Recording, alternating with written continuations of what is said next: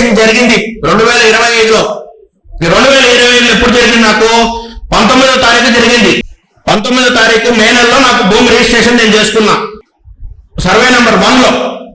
నేను చేసుకున్న తర్వాత అక్కడున్న ఒక రెడ్డి నాయుడు అనే వాడిని పంపించి ఆ భూమిలో వాడిని ఎంటర్ చేసి ఫేక్ డాక్యుమెంట్ వాటితో క్రియేట్ చేయించి నా హద్దులు ఇప్పుడు ఏదైతే నా భూమి ఉందో నా మీద డాక్యుమెంట్ ఉందో ఈసీలో నా పేరుంది, అన్నిట్లో నా పేరుంది, హద్దుల్లో నేనే ఉన్నా.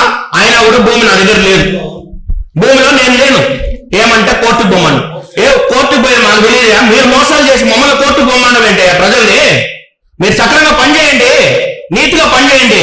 అదే పని కట్టుకొని నువ్వు తిరుపతికి ఇన్ఛార్జ్ మంత్రికి వచ్చి ఇక్కడ చేసే ఘనకార్యాలు ఇవే. నువ్వు మోసం చేయడమా? ప్రజల్ని, పేద ప్రజల్ని హింసించడమా? తిరుపతిలో భూమి కొనాలంటే గజ గజ గజాన్ని వణికిపోతున్నారు ఈరోజు ప్రజలు.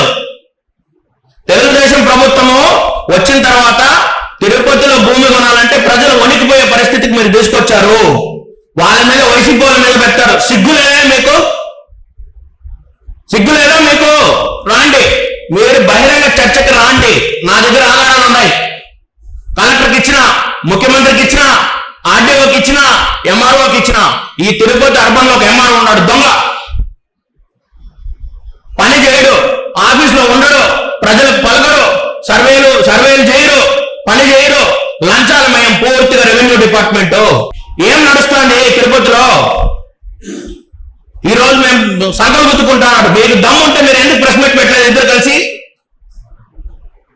ఎందుకు మీరు ఎవరో ఎంఆర్ఓ ట్రాన్స్ఫర్ అయిన ఒక ఎంఆర్ఓ, రూరల్ ఎంఆర్ఓ ట్రాన్స్ఫర్ అయిపోయాడు. ట్రాన్స్ఫర్ చేశారు మీరు, ప్రమోషన్ ఇచ్చి, స్కామ్ చేయించి, ఏడు ముద్ర పెట్టి డాక్యుమెంట్ క్యాన్సిల్ చేయించి.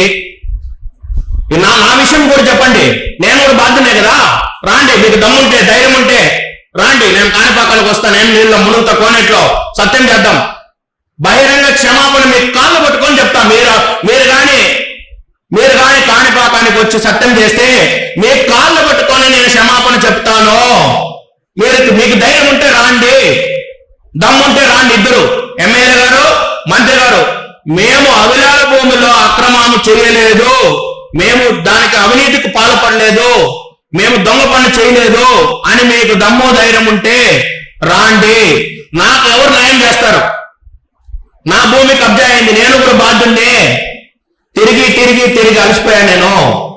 ఒక ఇన్ఛార్జిగా ఆర్డీఓ గారికి నా వెళ్ళబోసుకున్నా నా బోర్డు. అనా స్పందనలో పోయా, ఆర్డీఓ గారు తప్పు చేస్తున్నారు మీరు, మా ప్రెజర్. ఎవరయ్యా నువ్వు? ప్రెజర్ అయితే ఏం ప్రెజర్ అయ్యా మీకు? మీ డ్యూటీ మీకు చేయడానికి ఏం ప్రెజరు? సిగ్గులే మీకు ఆ మాట చెప్పడానికి?